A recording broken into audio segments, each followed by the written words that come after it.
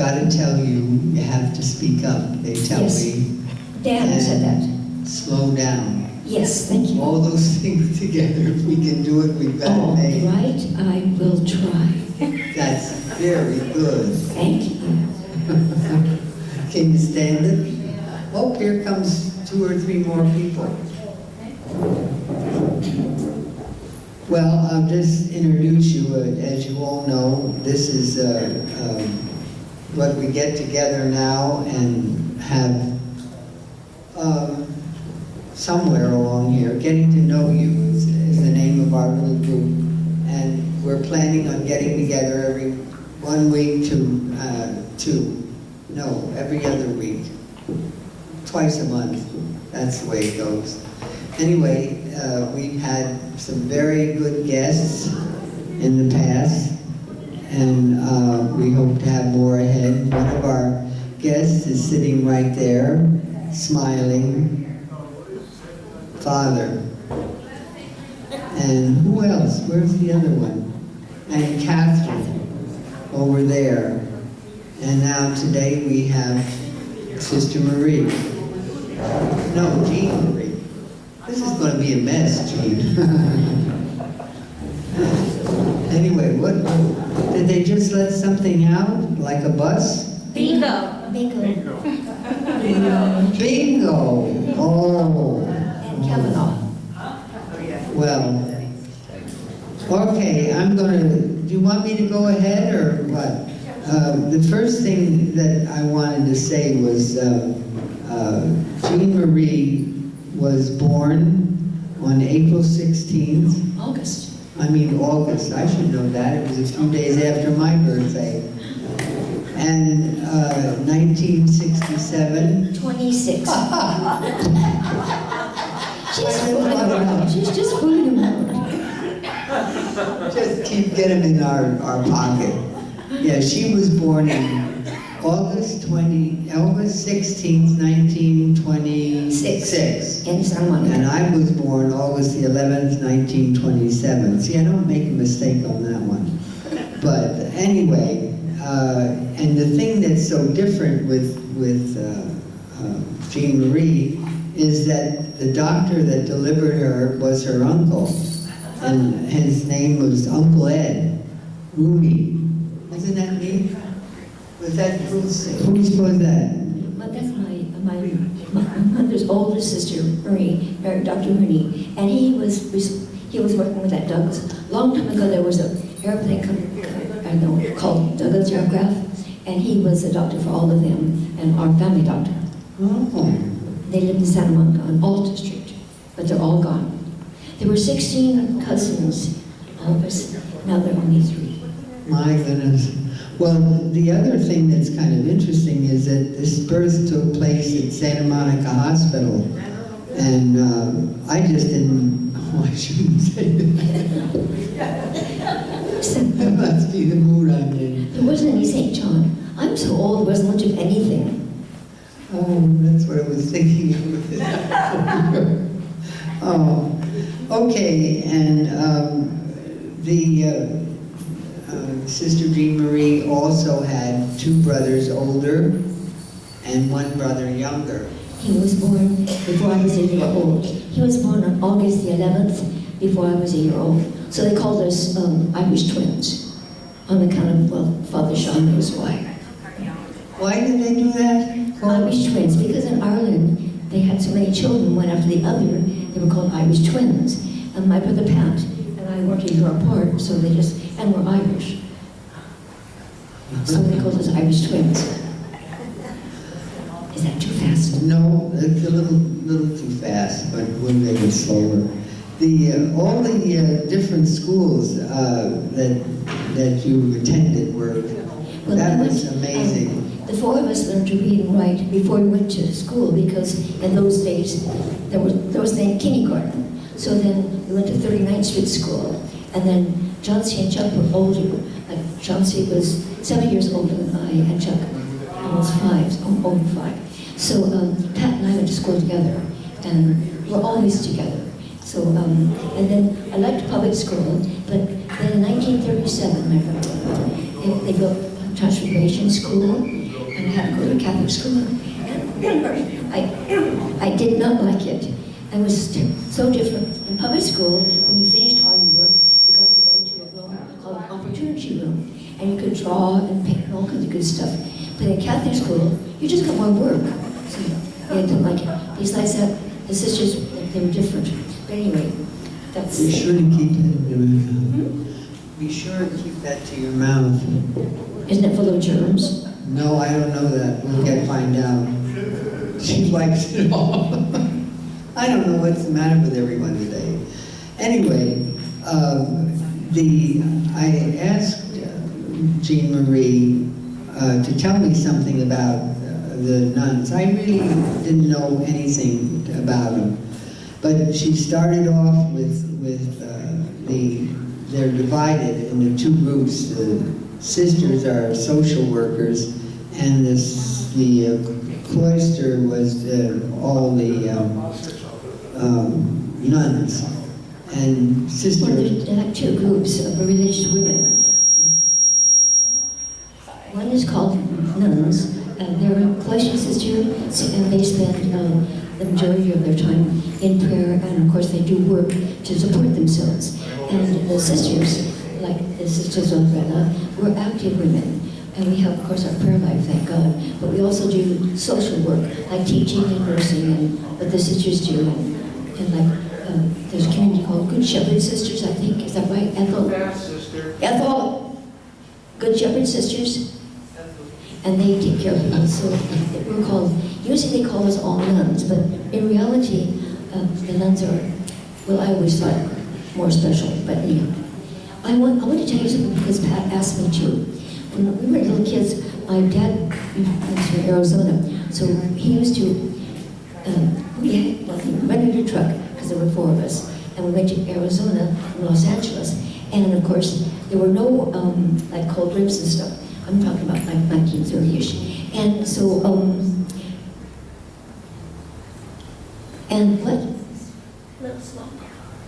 Oh, too fast. And so anyway, my father had a tarp over the back of the truck, and he always got a case of pears, because if anybody remembers, in those days, you couldn't get a bunch of Cokes and put them on ice, because it was just kind of... So anyhow, we had the pears, and Pat, he was about 4, because I was 5. And he wanted to get a pear, and Daddy was driving along in the truck, and so Pat called out, and he went on the tarp to get to the pears. And a wind came and picked him up and threw him onto the curb. But he wasn't hurt. It was fun because John C. and Chuck and I saw him fly away, just up in the air, and he bounced onto the curb. And of course, by the time John C. got Daddy to stop, Pat was way down there. He was sitting on the curb like this. It was really cute. It was an exciting adventure for us when I was about 5. Wow. But it really was. We always remember it. And my uncle called him Fall Out of the Truck Boy. Another interesting thing that she mentioned was the changing of the habit. I remember my connection with seeing Catholic nuns and sisters, and they always had the long black robe and the hats, and it just looked so neat to me. But she had the story about how they changed those about. Well, in our community, we have an evolution, I call it, of the habit. I got pictures here.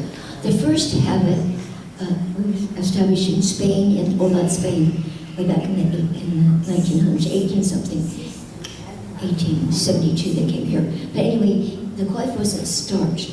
But at about the 1915s, they started starching the coif. Now, the sisters have it, the white thing they wear around their head, comes down their neck, is one piece, and you pin it at the top, and that's called a coif. All the sisters wore those, different styles, different shape, but it's one big thing. It reminded me always of a football outfit, but anyway, you pin it up here. And the band was stiff and it went around your head, and tied in a bow in the back. And that was To you the now. coif and band. And then the next thing, of course, was the veil and the habit. So our first habit was a long serge purple dress, almost touched the floor. And then the scapular, the black scapular. There's brown scapulars, you know, that you make your first communion, and white scapulars. Well, this was black. I don't know why. No one could ever tell me. Death, I guess. But anyway, there was a scapular, and then we wore the dolors, not the rosary, the dolors. There's 7 dolors for Blessed Mother. It's sort of like when they're called 7 dolors. Incidents in her life as a young woman and as a mother that in Christ's life that hurt her, like when she took Jesus to the temple when he was lost, when he carried his cross, when he died. They're called dolors. We wore those at the side. But as the habit changed, I can picture, then the first thing that got changed was the coif. It was no longer starched. And then it was put a white veil in. Then they got very risque. The next habit was your hair showed. That was really a big thing in our lives, your hair showed. But the dress part stayed the same. But the coif was not stiff. It was soft and kind of folded under. And then the next daring thing was a blue dress, and then after that, just a habit.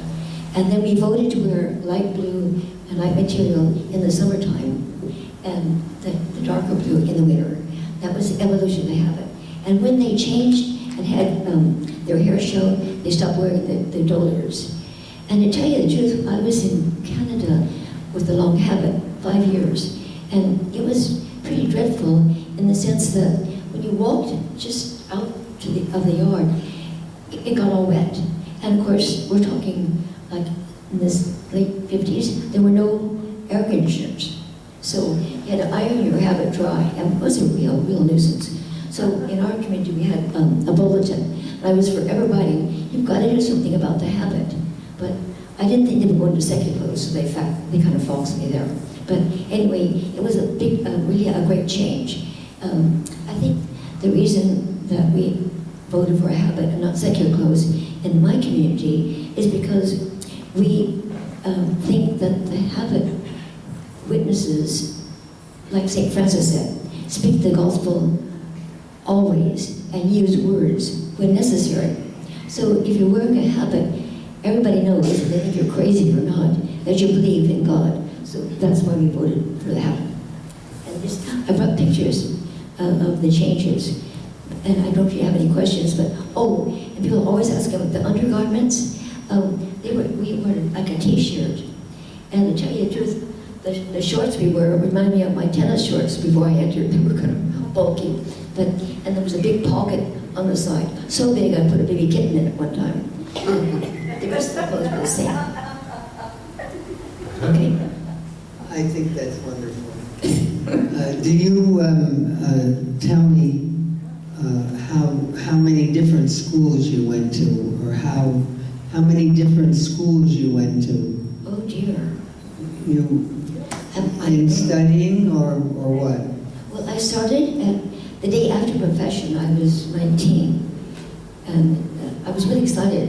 And I got the 3rd and 4th grade at Motherhood Council because Sister Lucy wasn't feeling well, and I'm just totally delighted. The reason I've not ever been really much afraid of things is because of my 3 brothers. We used to hop freight cars, and when we were little, they'd slow down. If we lived in Los Angeles, the freight cars would slow to unbuckle boxcars.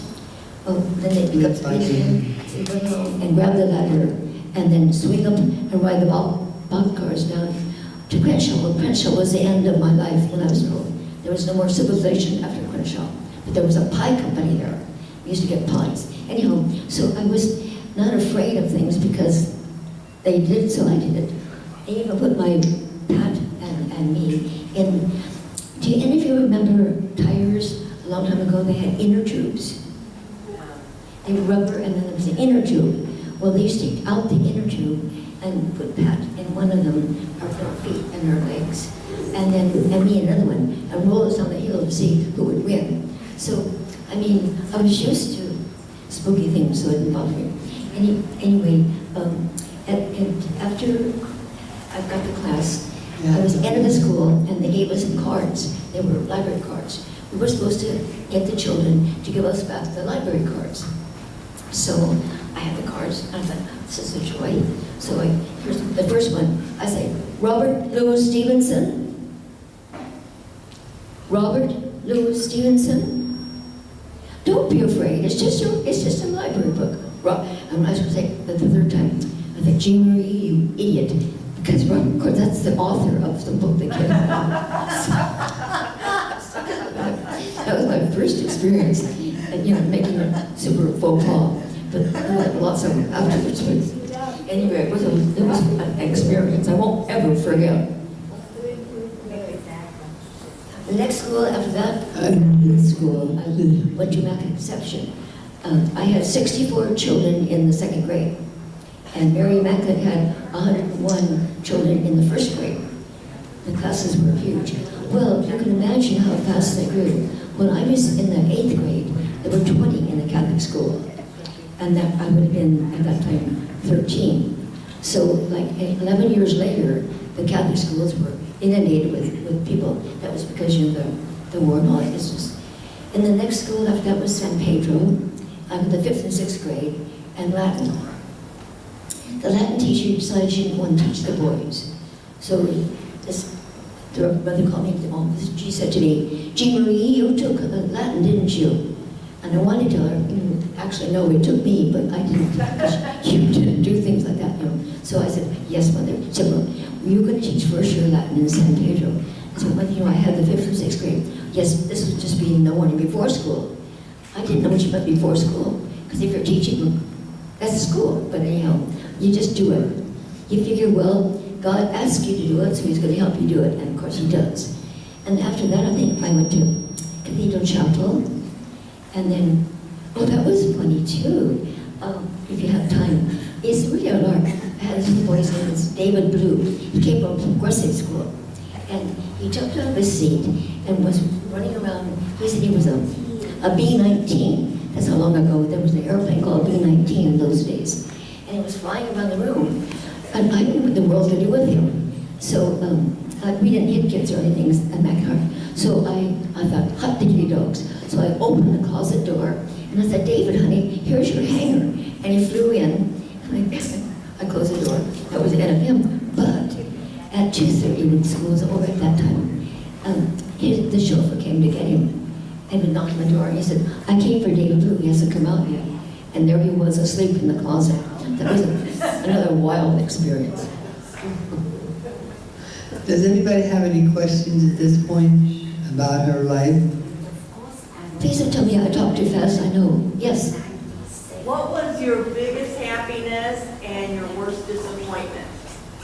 There's 2 questions. What was your biggest happiness and your worst disappointment? My biggest happiness was, obviously, besides when I was as a sister, when I took my vows. I will never forget that. And there have been so many things. I can't think of any big sadness. I mean, there have been lots of them, but you see, it's kind of different. God is there, so you get upset, but then I can't think of the biggest unhappiness. Perhaps when the community split up, that was sad, but it wasn't really. I guess I'm very selfish. I was always madly in love with my family, and when one after the other died, those were kind of hard for me. Okay, thank you. Anybody else? There we go. Sister Jean Marie, what's the favorite snack food you have up in your room? The crucifix. Oh, it's I say the snack food to eat.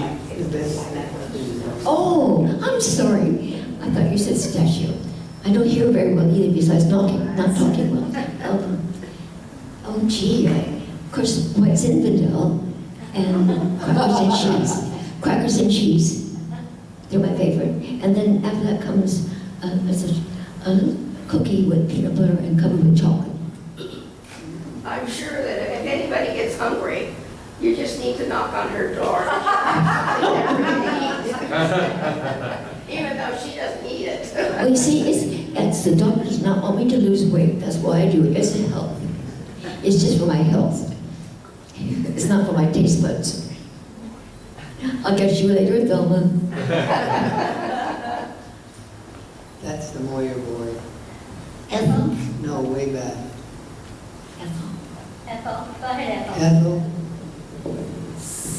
Sister Jean Marie, how old were you when you got the call? I think I was 12. Wow. It is, well, you can never explain a vocation. Like, a man can't explain why he married this girl, and a girl can't explain why she fell in love with that guy. You can't explain love. But it was just something about, and I know to my mother, when I was quite small, I was not going to look for a man because she got the best one that God ever made. And I don't know, I think it has to do with, to me, it has to do with love. And I think that I always, it's very selfish, I always want to be loved. And the only one I have always thought who can totally love is our Lord. So it's kind of selfish for sure. I didn't become a sister to serve, which people do, which is lovely. I had one compliment from my second oldest brother. He told me, Janie is a waste of talent. And my mother and father didn't want me to enter until I went to college because my daddy said that I was immature, which he was probably true. But you see, I was so moved by the different experiences of being, I thought, drawn, that if I didn't go then, I would get involved in college, because I like to get involved in things, and the mystery, or whatever person wants to call it, for me, was mystical, might evaporate. I think it doesn't make any sense, but it's like not in words, like you cannot explain love. Like all the people who are married, you can't explain why you picked Grant. Not really, it's just called love.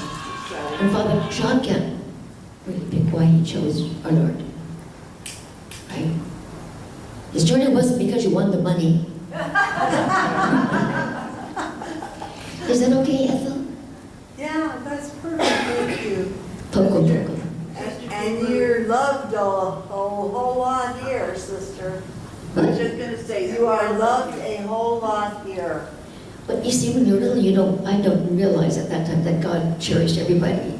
I learned that. I just wanted to keep it to me. My husband is raising his hand back there. Yes, sir. Grant. Where did you learn to dance? What is that? What is Where that? did you learn to dance? Because I had 3 brothers and I was their guinea pig. So I danced with them. And then, of course, in the convent, at Alpine shop, we did a lot of dancing. And generally I had the lead. And we had quite a lot of fun in the convent with dancing and tennis, whatever. We just had a grand time. But that's where I learned at home. My mother and my father danced all the time.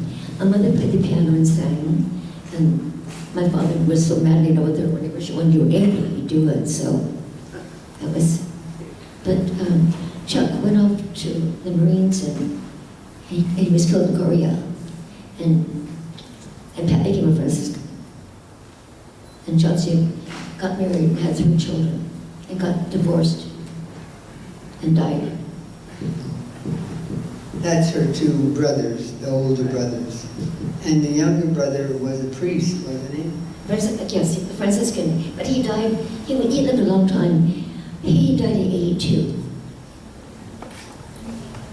He was on, what else? Well, I don't know here. Anything else that Time for the big tickles your fancy? What else? Oh, when I was in Immaculate Reception, that's when I was first ever principal. it was kind of a mistake, I guess, but anyway, we didn't have a mascot. And so, it was just dreadful. So I was telling the 8th graders, you guys, you've got to get a mascot. There's no school that doesn't have a mascot. So a couple of days later, these 3 boys brought this little black kitten to school, this big, and it was really, really cute. And of course, the sisters, well, I shouldn't say of course, but it was of course. They didn't like the idea at all. We didn't have pets. So we kept him in school. And Father Richard, God rest his soul, used to take care of Lucifer. Well, then I got sent, I forgot to tell you, I went to Alaska to do bushwork all the time for 7 summers.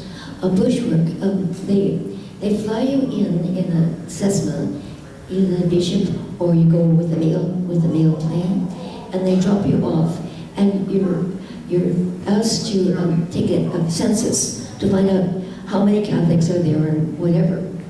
Then the Bishop flies back, hopefully, to pick you up after a week, or the mail plane.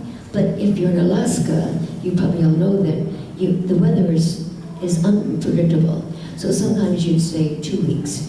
So that was a lot of fun too, because I flew in, of course, as a sister, and they called them grubbies, jeans and shirts and boots, and went around. And so then you prepared the people for the liturgy when the Bishop came back to say Mass. So lots of them, you could always find a guitar player or 2 in a fishing camp or a lumber camp. They're always there. So they would learn these different ditties that I would ask them to learn and sing, Catholic or not. And you know, if you're away in the boondocks, and there's any kind of entertainment, whatever religion, you could be Buddha for all anybody cares. You're going to get involved because it's something that's fun. So then we'd have the Mass for the Bishop when he got back and fly back home again.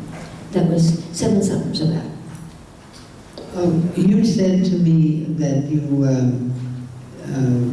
had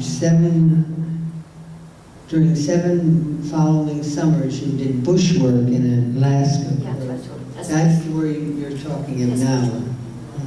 Bushwork is just taking a census. And the reason they call it bush is because, well, it's really bushy. I mean, that's why I couldn't wear my habit.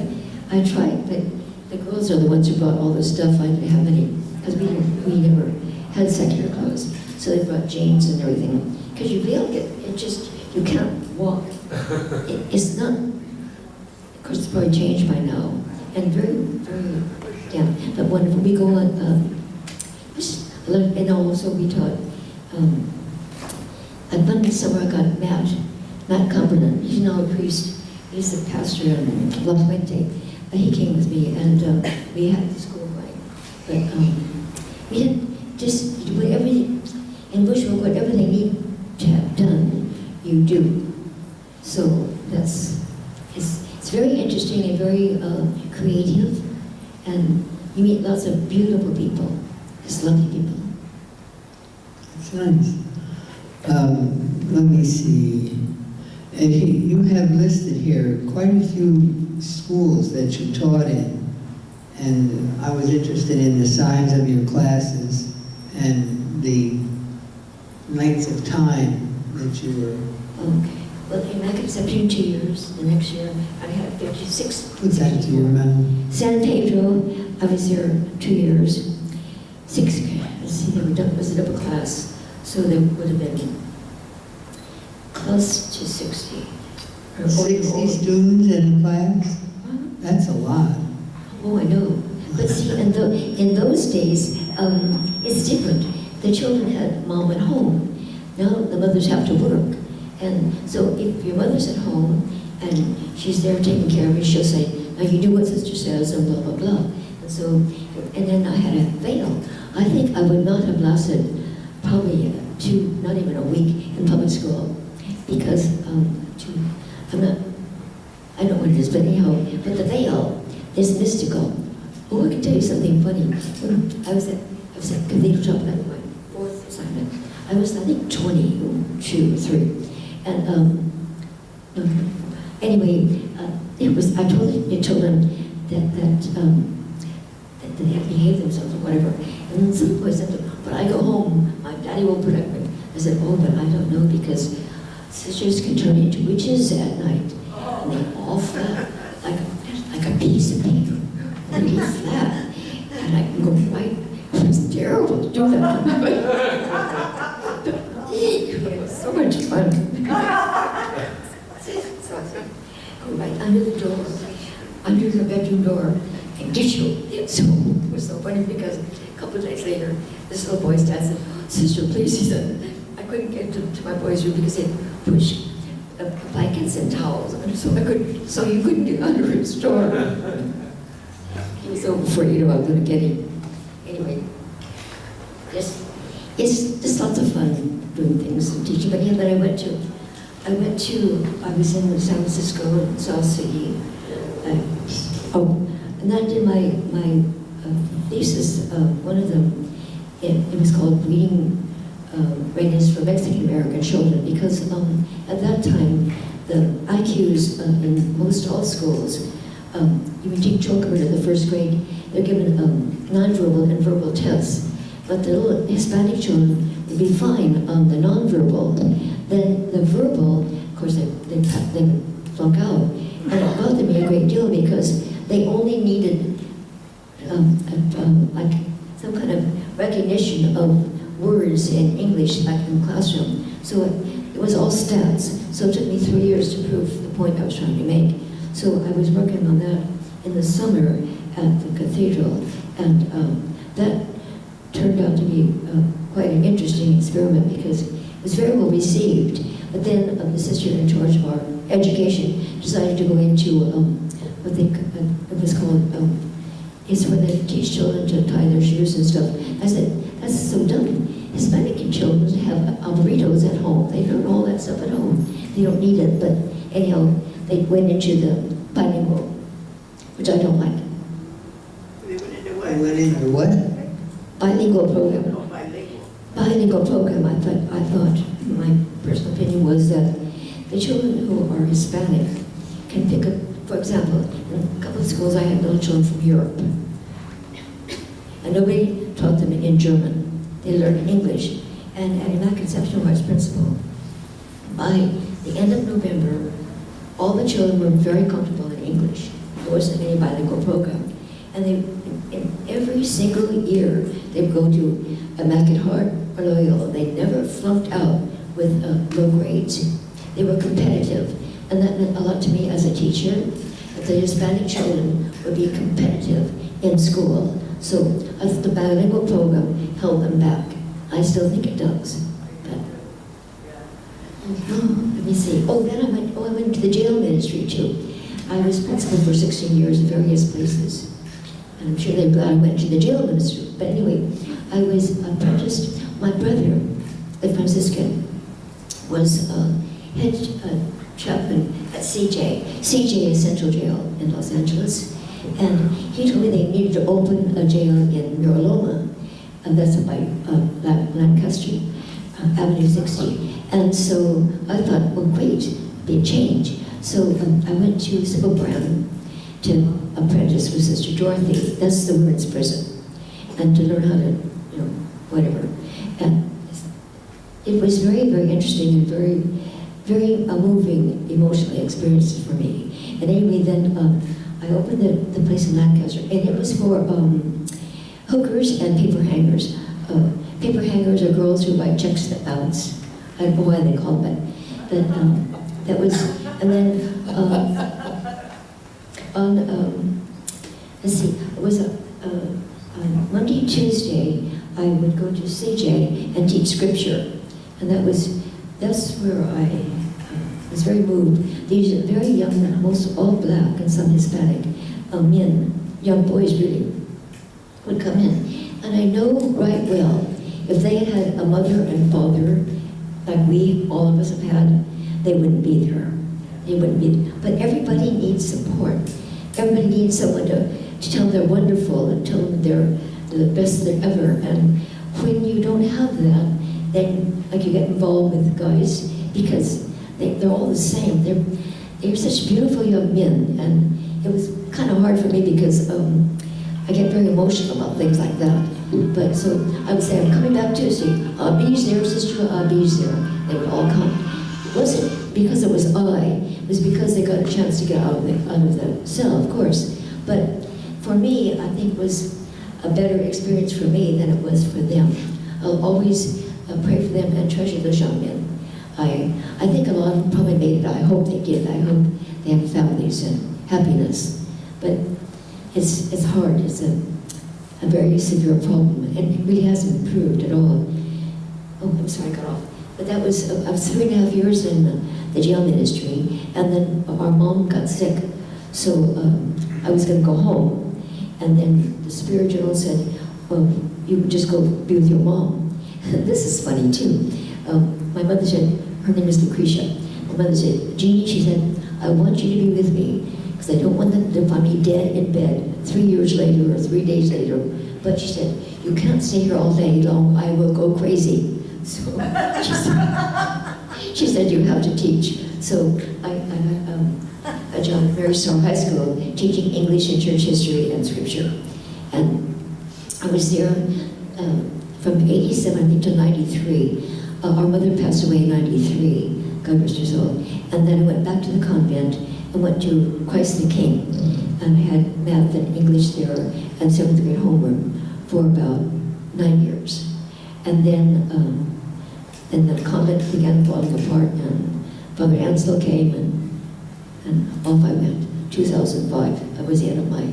Oh, I also taught preschool with the Korean children. That was fun too. That was the end of my career. Sounds like a great one. Anybody else have any more questions? Probably, when are we going to see the video? Oh, we do have a little secret here of one of her wishes that she could always attain. Do you want to tell them about it? What? What? Your video. The skydive. Oh, the skydive. Oh, well, yes. Because of the way I grew up, I've never been much afraid of new things. So anyhow, I've always kind of wanted to skydive, or those gliders, just anything. I wanted to do the bungee jump too, but I broke my back, so I couldn't do it anyway. So for my 90th birthday, my nieces and my nephew, a bunch of the family, they thought Jeannie wants to skydive, so they planned the skydive. So it's called Santa Barbara Skydive, and so you go to Santa Barbara. But the dive itself takes place at Lompoc, and that's if you go up the Ventura Freeway, when you get to you know that, what is that? The P place. The P place, where there's that P Sloop place. Oh, yeah. Anderson's P Sloop. You turn right, you go to Solvay. You go right and go to Solvay. You go left and go to Lompoc. So it's I know it's there. It's that camp for the they were going to do the what's it called? But he has a big camp there with soldiers and stuff in it. And so it's kind of laid back because mostly quiet senior citizens, just my speed. But anyway, that's where the skydive was. It was quite lovely. Because I've been in Cessna lots of times in Alaska. You fly up in Cessna and you have your choice of 18,000 or 13,000. But the 18,000 costs $100 more. So I know my family paid $100 more, so we took the 13,000. And you go up in the plane, and then a couple of the young people are learning how to be skydivers. So they went off first, and then went up some more, and then the man, I was sitting on my foot, so I couldn't get my leg out to jump out. So the door opened, and I was out. And it was a delightful experience. I hope they told you how to do it. I can't imagine. It was everything I expected. It was loads of fun. They call it free fall. You go straight down for 1 minute, and your cheeks go like this. It's fun to watch it because but you're not thinking about that. You're just thinking of what it feels like. You cannot explain it. Just so like effervescent or something like. Do you go with anyone else, or do you just go by yourself? Oh, it's called tandem. There's a creature with you. Yes. His name was Steve. I'm not sure it's done. They give you a certificate so you can prove that you've done it, in case people don't believe you. And if you're 90, you better keep the certificate because they don't want to believe you. That's what was, and I went to bungee jump, but I broke my back. And then I don't think, after the skydive, going up in an air balloon would be fun at all. So that's the end of my wildlife. Well, sounds pretty good to me. Thank you very much for listening.